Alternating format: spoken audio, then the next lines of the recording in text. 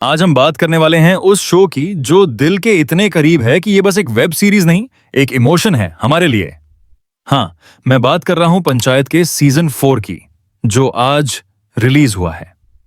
और ये कहना गलत नहीं होगा कि ये इस साल की सबसे बड़ी इंडियन वेब सीरीज है। पंचायत का जादू ऐसा है कि जिसने भी देखा वो इसका दीवाना हो गया। सीजन 4 तक आते आते किसी के मन में ये डाउट ही नहीं कि ये शो देखना है या नहीं। लेकिन इससे पहले कि हम सीजन 4 के रिव्यू में डूब जाइए, चलो थोड़े से नॉस्टैल्जिया में चलें और याद करें कि पंचायत कैसे हमारे दिल और दिमाग में बस गया। याद है 2020 का लॉकडाउन, जब दुनिया थम सी गई थी और ऐसे में अमेज़न प्राइम पर एक नया शो आया, पंचायत। मैं तो बस टाइम पास के लिए देखने गया था, लेकिन फुलेरा का ये छोटा सा गांव और उसके लोग मेरी जिंदगी का हिस्सा बन गए। सीजन 1 में वो सीन याद है जब वो पहली बार गांव आया और ऑफिस में बैठ के सोच रहा था, ये मैं कहां फंस गया। वही सीजन 2 ने तो सबको इमोशनल कर दिया था जब प्रहलाद चा का बेटा शहीद हुआ था। उनका वो दर्द आज तक उसके कैरेक्टर में फील होता है।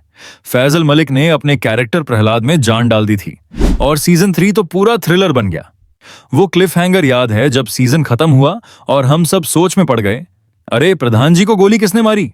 उस मोमेंट ने हमें सीजन 4 का इंतजार करने पे मजबूर कर दिया। तो अब बात करते हैं पंचायत सीजन 4 की। ये सीजन शुरू होता है वहीं से, गोली चली, किसने चलाई, हर कोई ये जानना चाहता है। लेकिन सुनो, पंचायत सीजन 4 इसके बारे में नहीं है भैया। जहां पॉलिटिक्स इन्वॉल्व्ड है वहां सच सामने आ भी जाए तो भी लोग सोचेंगे ये सच है या नहीं। और यही इस सीजन का मजा है। पूरा सीजन 4 फुलेरा के चुनाव के इर्द गिर्द घूमता है। 8 एपिसोड्स और हर एक में इलेक्शन का माहौल। मंजू देवी और उनकी राइवल क्रांति देवी प्रधान की कुर्सी के लिए लड़ रही हैं। पंचायत सीजन 4 का स्ट्रॉन्ग पॉइंट है इसकी राइटिंग, जो कि इतनी रिलेटेबल और इतनी ग्राउंडेड है कि इन कैरेक्टर्स की हर बात बहुत ज्यादा रियल फील होता है। और इस बार ये सीजन पूरी तरह इलेक्शन के इर्द गिर्द है।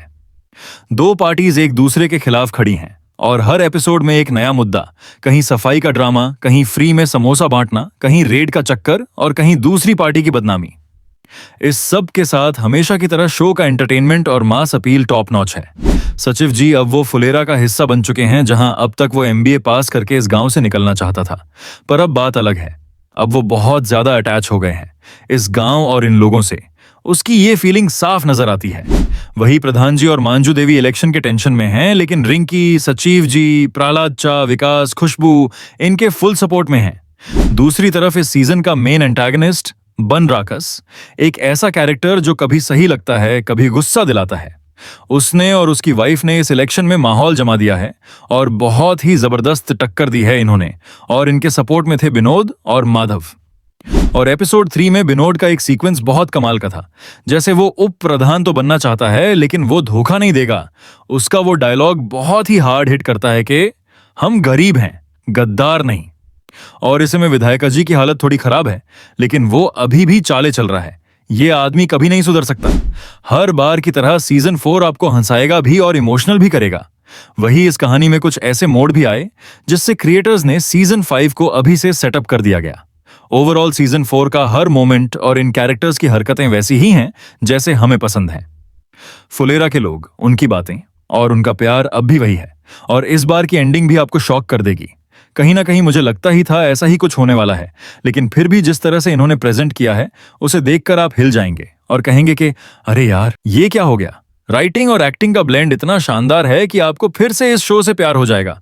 और हाँ, वो गोली का राज, उसका जवाब मिलता है, लेकिन कुछ नए सवाल भी खड़े होते हैं कि अब सीजन 5 में क्या होगा। क्या सचिव जी कभी फुलेरा छोड़ के चले जाएंगे। मुझे तो हमेशा की तरह ये सीजन भी बहुत पसंद आया। बाकी अगर आपने ये सीजन 4 देख लिया है तो आपको कैसा लगा मुझे कमेंट्स में जरूर बताइए।